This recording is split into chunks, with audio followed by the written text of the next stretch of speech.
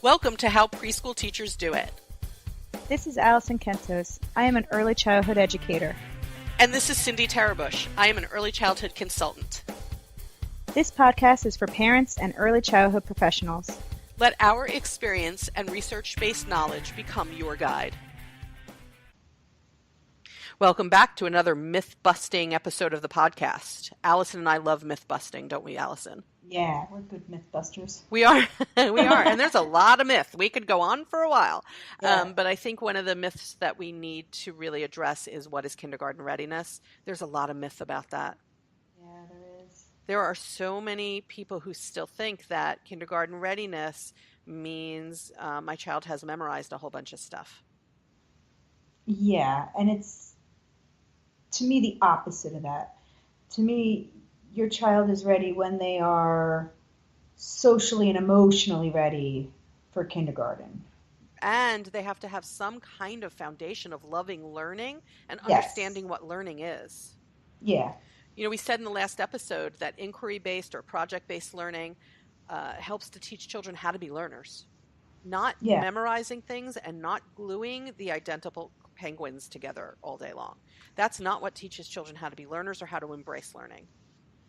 Yeah. And there are certain things that the children have to have acquired to start kindergarten. It's true. But those things are more, I think, in the realm of like self-help skills and social skills and confidence and having experienced success than anything else. Yeah. Do you interact with the kindergarten teachers in your school? Yeah. Some? Yeah. I mean, I know Some. you're not. Yeah. I interact more with like the pre-K because my Your kids class, are younger. they're younger, and the next class that they go into is the pre-K. So when I get my whole goal is to make sure that they're prepared for pre-K. Right. And so even in pre-K, like even for me, like my goal is to make sure that they have all those self-help and independent Yeah, you're skills. more self-help. There are activities that I'll do with early childhood educators where I'll ask them to do things like take Post-its and on Post-its, like write down what you ask, what are your requests of children. And what I find is that people who teach the children that like you teach who are like 2 to 3 years old, many of their requests of children have to do with safety and self-help. And then as the children get older, many of the things that the teachers are trying to teach them have to do with kindness. Yeah. And cooperation. Yeah. Because, I mean, the kids I teach, like, they still are kind of learning that kindness. Right. And cooperation The kids in your age, the age group that you teach they have to learn things like empathy. They're not born with that. Yeah. They aren't even, like, really going to fully get empathy. No, by the time they leave me. They're not getting that until, like, way later. But, like, they may imitate empathy, but they'll imitate it. Yeah. They're but not really getting it. They're not understanding it. For me, like, my class, it's maybe by the end of the year, like the second half of the year, they'll know more like kindness and like, this is how a little bit of how to get along with each other. But like, this is their first time in school. For some of them, they're only children at home. So this is like their first interaction with a large group of kids. So it's like teaching them how to be with other kids, but it's also teaching them a lot of like independent skills, but you're still doing, I mean, it's not like we don't do at their developmental level. We do the content areas, we do literacy, we do math, we do science, we do social studies, we do it at their developmental level. Yeah. I think it's an important myth-busting point to let everyone know that reading and writing are something that children are expected to start demonstrating mastery with during or after kindergarten, not before. Yeah. And I think that's a big myth right there that your baby can read. Yeah. Yeah. And people expect that their child should be reading and writing by the time they're 4 years old or before kindergarten. And if they can't do that, then they're not ready for kindergarten. And that's not true. No, but it is essential that we expose them to reading and writing. Yeah. Expose them to it. Expose them to it in real uses. Show them the letters in words that matter to them. Studies now are showing, these longitudinal studies that we have so much of now, are showing that preschoolers have failed to connect the ABC song and letters taught to them out of context with actual reading.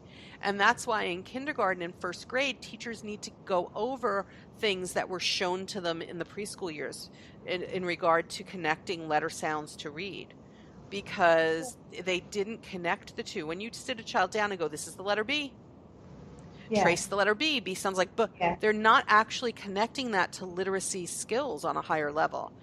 And because they don't make that connection, we have to ask ourselves, how are we using our time with them? Right. I would rather show them the letter B in the name of their street or their dog's name or something like that.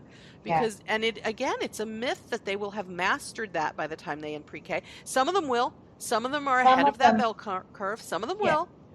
Yeah. But the majority, the average for children of that age is that they have not. And that's okay. And that's okay. That's okay. And actually, if your child is in a preschool or any other early childhood setting before kindergarten, the most important thing is that children are having hands-on experiences and doing explorations and have time to free play, because they decipher their world through free play. Yeah. Yeah. And they'll get some of that literacy stuff through that free play too, and those long-term projects and things like that. But they'll get a lot of it, a lot of math. They'll get a lot of it. A lot of literacy. But expecting a child to read a book before kindergarten, and you're thinking that that's what's making them ready to be a kindergartner, that's a myth. Yes. No, that is a myth. And it's a myth that kindergarten teachers expect every child to come in able to do these things. They don't. Right. And in fact, in the state in which Allison and I live, kindergarten isn't even a required grade. Right. Right. So many children now go to early childhood settings out of necessity because families have to work, and others go, not so much out of necessity but because people understand that early childhood education is important and that it lays an important foundation. But the children are all going to arrive in the kindergarten class at different skill levels, and the teachers know that. Yeah. Yeah. They're not shocked by it. And when I talk to kindergarten teachers, sometimes I'll say to them, what's the thing you really want kids to know or be able to do before they hit your class? And they'll say things to me like, I would like them to know how to open their own lunch up. Yeah. Right? To open their lunch up, to put their lunch away. Yeah. To walk on a line. That's what I heard this year. Did you really? Yeah. A lot of the kindergarten teachers. That being said, asking 2-year-olds to walk on a line is not necessarily real. Right. Work on that my kids, later. We have to walk in the hallway in my school, and it's a big school, and they have to go to music and library or whatever. So I have this little loop, a looped line thing, a little, and they hold the little thing. And then that kind of teaches them, we need to stay in this group. We need to stay together. I think it teaches them at that age, stay together. And then sometimes, my class last year, they got so good at the little rope that I was like, okay, we're going to get rid of the rope. And then I said, okay, now put your finger on the wall, and they would put their finger on the wall, and that made them kind of stay in this single file way. But you're in a big elementary school. We're in a big elementary. So I totally get that. You've got fourth graders roaming around there, and it's a very busy building. If you're in a school where you don't have these older kids, I think worlds are not spinning on teaching kids to walk in a line. And when they go to kindergarten, when the teacher says line up, and you have some kids doing it, everyone's just going to follow suit. They are a year older, than pre-K. They're gonna pretty much follow suit. Right. And well, I don't know. This year, the kindergartners are having, from what I hear this year, that they didn't even, some of them didn't know how to do that. They didn't know how to get in a line. Yeah, so show them. They're 5 years old. Just show them. But I feel I always am you know what? Show your friend how to do that. Show them. Or let the teacher show them. Yeah, show them. Here, put a line on your floor. Say, line up on that line. I personally think we have a lot to do in the years before kindergarten, and spending a lot of time on line up isn't a good use of my time either. Right. I just put a duct tape on the floor from the door to wherever you want the line to end. Make it a game. Line up. They have all that fun duct tape now, zebra print and all that. Be line Line up on the zebra line. There you go. Now you're in a line. But kindergarten readiness it's these sort of self-help skills, and Right. your children will be ready to learn if your children have confidence in themselves as learners. Yeah. Yeah. And that's an important point. If they have spent the years before kindergarten always feeling like they can't quite do it right, or their attempts aren't good enough, you're going to have a problem on your hands when it comes to learning in a faster paced environment. Yeah. That's why I think it's so good you have to build your child up.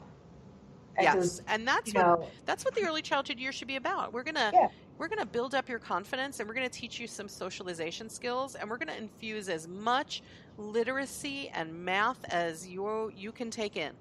Yeah. But we're gonna do it in a way that you can take it in. Yeah. Which is different than the way a fifth grader can take it in. Right. Right. It shouldn't look like fifth grade. If you go into a preschool and it looks like fifth grade, run for your life. Yeah. Yeah. If they're sitting endlessly in large groups or at tables and they're being constantly taken out of exploration to do photocopied things, go look for another preschool, please. School. Yeah. Yeah. Because, I use this example sometimes. What grade, do you know, Allison, what grade do they learn to multiply? Multiply? Isn't that like third, fourth grade? Third or fourth? Ish, yeah. Right? Yeah. So they're learning, I don't know, third, fourth, fifth, somewhere in there they're learning, I'm not sure when they learn it now, but they're learning multiplication. And they can learn it then because they had the foundational lessons about adding that lead to multiplication. And before that, they had the foundational lessons about numbers and counting so that they understand what numbers are. And I don't sit a child down in pre-K and say to them, listen, you're going to have to know how to multiply in a few years, so we're going to show it to you now. Right. Because they're not going to be able to do it. Yeah. And it's developmentally they can't do it, nor do they have the foundational learning for it. So it's the same thing for so many things that we try to show children in pre-K because we're so scared they won't be able to do it 1 to 2 years from now. Yeah. But they're not there yet. They're somebody today. Right.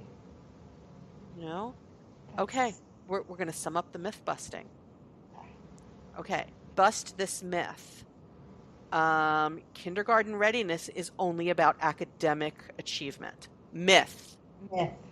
It's more about social skills, self-help skills, and confidence. Yeah. Okay, do you have another one? You have any more? Did I do it? Yeah, myth. Go ahead. Yes, myth. Oh, we like this. It's like a game show. Myth. I know. I had to think, though. Myth.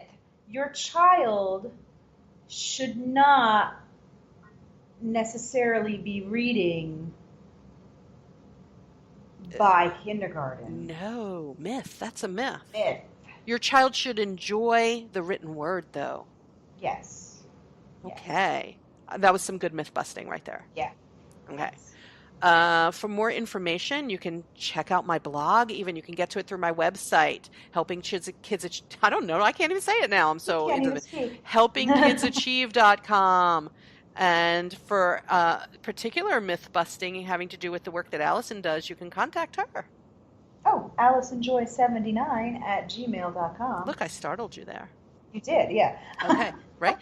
So continue to listen to this podcast, please. Subscribe, rate us, comment on it on your app or your iTunes or whatever it is you're using.